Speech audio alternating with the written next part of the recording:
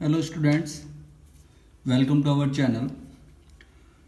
हम कर रहे थे प्रश्नावली 1.4 और 1.4 के हमने क्वेश्चन 1, 2, 3 कर लिए थे और आज हम स्टार्ट करते हैं क्वेश्चन नंबर 4 से। क्वेश्चन नंबर 4 क्या कहता है कि 5 ऐसे पूर्णांक युग्म लिखिए, युग्म का मतलब जोड़ा लिखिए a, b का, ताकि a भाग b, a के अंदर b का भाग दें तो आंसर -3 प्राप्त होता है। ऐसा एक युग्म 6, -2 है, क्योंकि 6 के अंदर -2 का भाग दोगे तो -3 आएगा। आपको एक उदाहरण भी दिया इसने कैसे युग्म आपको ज्ञात करने, और ऐसे युग्म कितने होने चाहिए? 5। बेसिकली यहाँ पर फंडा क्या लग रहा है, यहाँ पर कौन सा सिस्टम काम कर रहा है, यहाँ पर प्रोसेस काम कर रहा है कि आप भाग दे रहे हो तो आंसर -3 आना चाहिए। भाग दे रहे हो तो आंसर -3 आना चाहिए, जहाँ ए और बी दोनों में से कोई भी नेगेटिव हो सकता है, क्योंकि आंसर नेगेटिव आ रहा है। तो ध्यान से देखना इस क्वेश्चन को अपन कैसे करते हैं।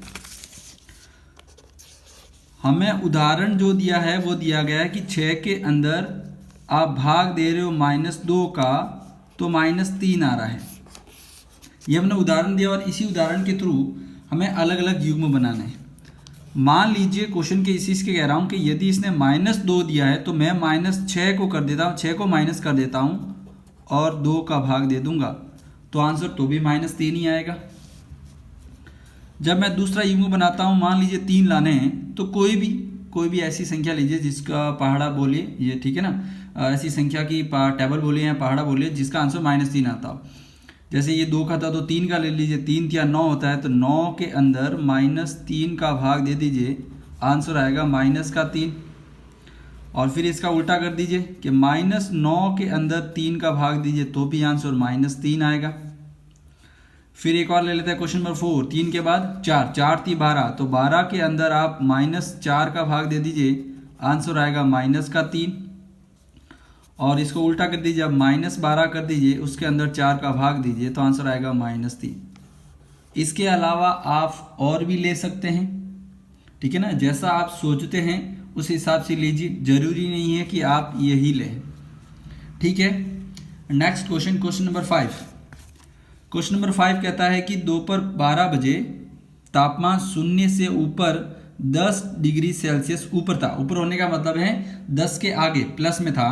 यदि आधी रात तक 2 डिग्री सेल्सियस प्रति घंटे, 1 घंटे में 2 डिग्री सेल्सियस दर से कम हो रहा है, 1 घंटे में 2 डिग्री सेल्सियस कम हो रहा है, तो किस समय तापमान 0 से 8 डिग्री सेल्सियस नीचे होगा और आधी रात को तापमान क्या होगा?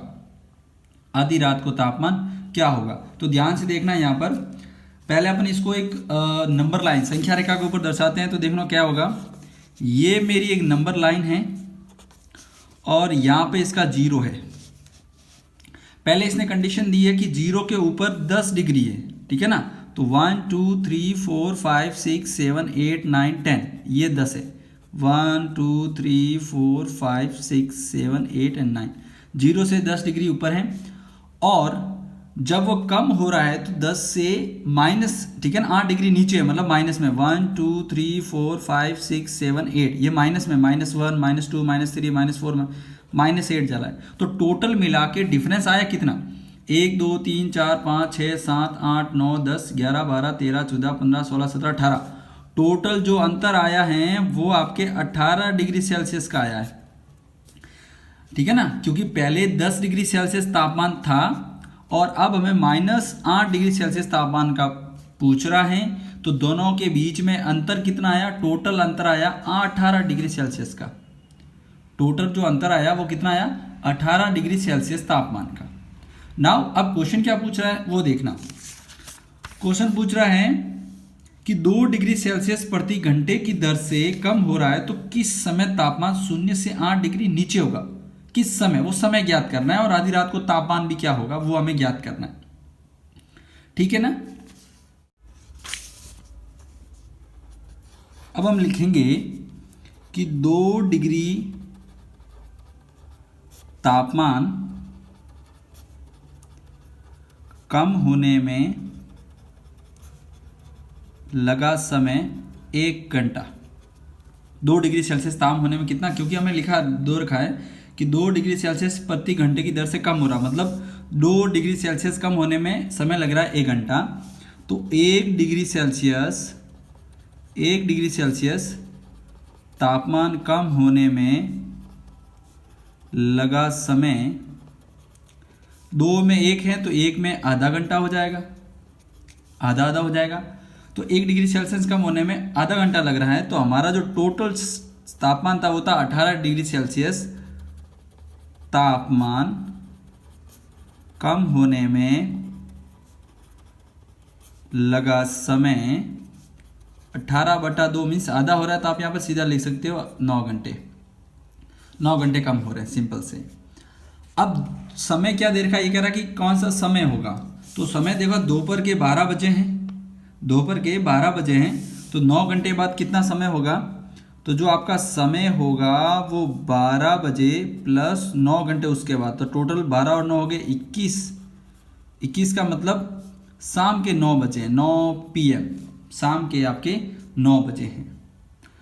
अब 9 बजे जो तापमान होगा, 9 बजे जो तापमान होगा वह 0 से 8 डिग्री सेल्सियस नीचे होगा, ठीक है ना। वो समय हमें ज्ञात करना था, तो हम समय हमें ज्ञात करें कि रात को 9 बजे जो तापमान होगा वो 0 से 8 डिग्री सेल्सियस नीचे, मतलब -8 डिग्री सेल्सियस होगा तापमान रात के 9 बजे, ठीक है ना।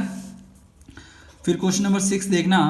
क्वेश्चन नंबर 6 क्या कहता है कि एक कक्षा टेस्ट में प्रत्येक सही उत्तर के लिए +3 अंक दिए जाते हैं। आपका उत्तर आंसर सही है तो आपको +3 अंक मिलेंगे, ठीक है।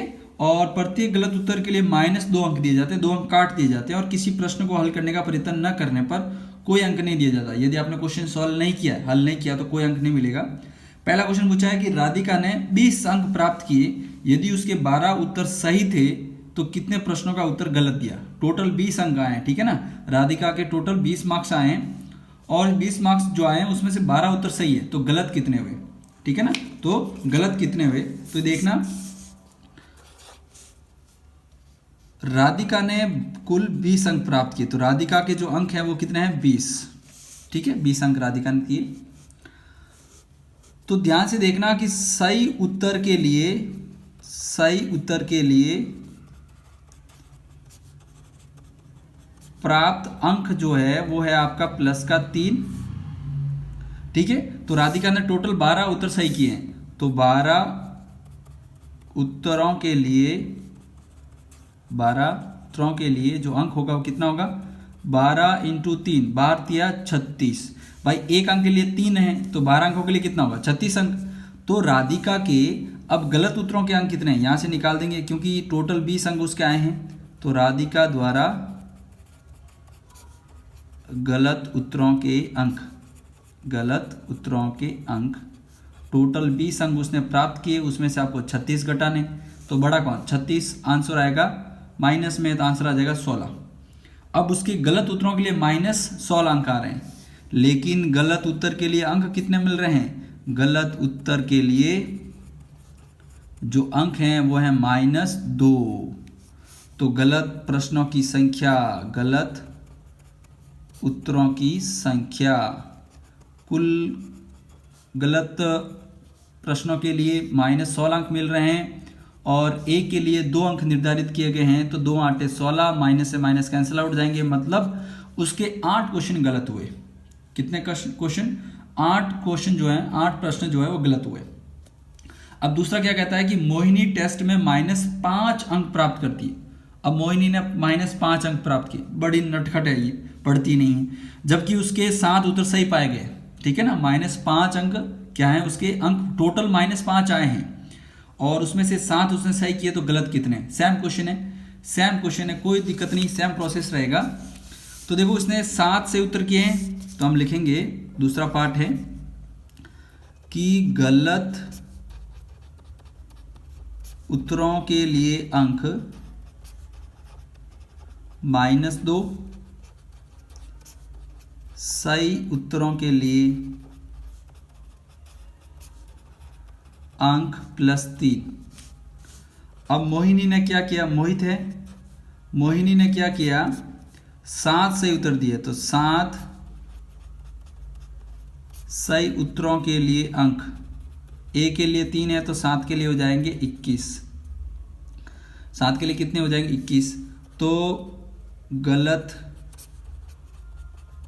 उत्तरों के लिए अंक, टोटल गलत उत्तरों के लिए अंक कितना होगा, उसने प्राप्त -5 किए, उसमें से 21 घटा दीजिए, आंसर आ जाएगा -25, क्योंकि माइनस माइनस प्लस होता है। लेकिन हमें तो कह रहा है कि गलत उत्तर के लिए -2 जो है, माइनस के 26 आएंगे, सॉरी 25, लेकिन वो कह रहा है कि गलत उत्तर के लिए ए गलत दे रहे हो तो -2 दे रहे हैं अंक, ठीक है ना। तो टोटल -26 है, तो गलत प्रश्नों की संख्या यहाँ से आ जाएगी, गलत उत्तरों की संख्या यहाँ से आ जाएगी कि कितने आपने रॉन्ग आंसर दिए, कि संख्या बराबर -26 के अंदर भाग दे देंगे -2 का, और आंसर कितना आएगा 13 दूना 26। तो 13 प्रश्न मोहिनी के गलत हुए हैं, ठीक है। अगला क्वेश्चन देखना, प्रश्न संख्या 7।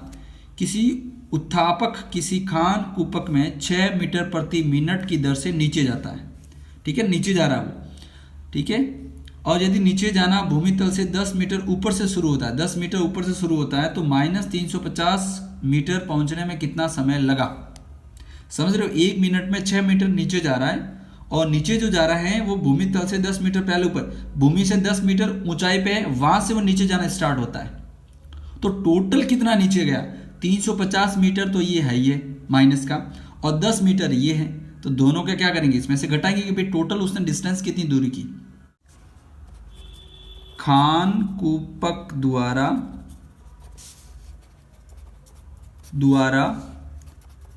तय दूरी, कुल दूरी कितनी तय की, 10 मीटर में से -350 मीटर घटा देंगे, तो ये माइनस और ये माइनस हो गया आपका प्लस का, तो टोटल उसने दूरी तय की है 360। टोटल दूरी कितनी तय की उसने, -350 तो नीचे जा रहा है, 10 मीटर ऊपर से तय कर रहा है, तो टोटल हो गए 360 मीटर। अब ये कह रहा है कि 6 मीटर दूरी तय करने में, 6 मीटर दूरी तय करने में आपका समय लगता है 1 मिनट। तो 1 मीटर दूरी तय करने में आपका समय कितना लगेगा, 1/6 मिनट, 6 का भाग दे दिया भाई, 6 मिनट में वो 1 मिनट चल रहा है, 1 मिनट में 6 मीटर चल रहा है, तो 1 मीटर में कितना चलेगा, 1/6 मिनट, और हमें चलना कितना है 360 मीटर। तो 360 मीटर दूरी तय करने में लगा समय 360/6, तो 6 से 36, 60 मिनट आ जाएगा, और 60 मिनट का मतलब होता है आपके 1 घंटा। इसका मतलब जो खान कूपक है, खान कूपक को -350 किलोमीटर पहुंचने में 1 घंटा लगेगा, ठीक है ना, टोटल 1 घंटा लगेगा।